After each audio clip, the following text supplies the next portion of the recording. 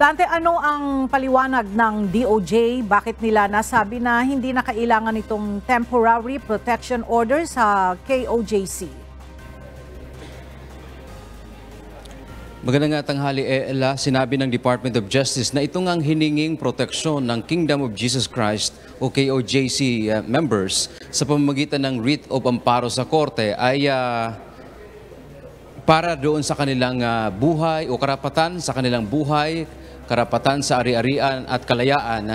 Ang binigyang diin dito ng Department of Justice ay yung aksyon ng Philippine National Police o PNP ay bunsod ng isang valid na warrant of arrest o paghahanap kay Apollo Kibuloy at hindi naman pag-atake sa mga nabanggit na mga karapatan. Kaya wala anyang dahilan sa hinihinging proteksyon. Sa pahayag na inilabas ng DOJ, sinabi nitong nasa likod o suportado nila ang Philippine National Police sa pagsisilbi ng warrant of arrest laban kay Kibuloy at sa mga kapwa-akusado nito dahil sa patong-patong na kasong kriminal.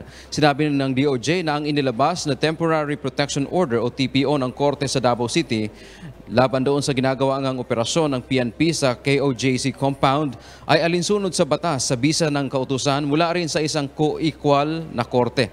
Sa kabila nito, Ella, pinapayagan naman umano ng mga pulis ang pagpasok at paglabas ng mga tao o itong mga KOJC members doon sa kanilang compound at ang mga barikada o harang na nakapalibot sa lugar ay hindi napipigilan yung pagpasok o daloy ng mga pangangailangan ng mga miyembro ni Kibuloy. Ito ay bahagi niya ng security na maisagawa ng mga pulis o mga law enforcer ang kanilang trabaho. Kaya naman sabi ng DOJ, Ella, ay ginagalang nila itong nagiging kautusan ng ating o ng korte Branch 15 diyan sa Davao City. Pero ang sinasabi dito ng DOJ ay moot an academic o hindi na kakailangan yung nasabing protection dahil nga yung pangunahing sinasabi nitong grupo o miyembro ni Kibuloy na protektahan yung kanilang kalayaan, yung kanilang ari-arian o buhay ay hindi naman subject doon sa naging operasyon nga ngayon ng Philippine National Police. At ayon naman kay Solicitor General Minardo Guevara ay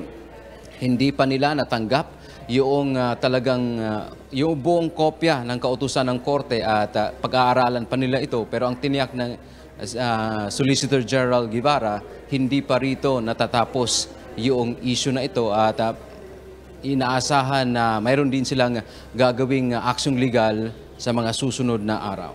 Yan ang ating update. Balik sa iyo, Ella. Maraming salamat, Dante Amento.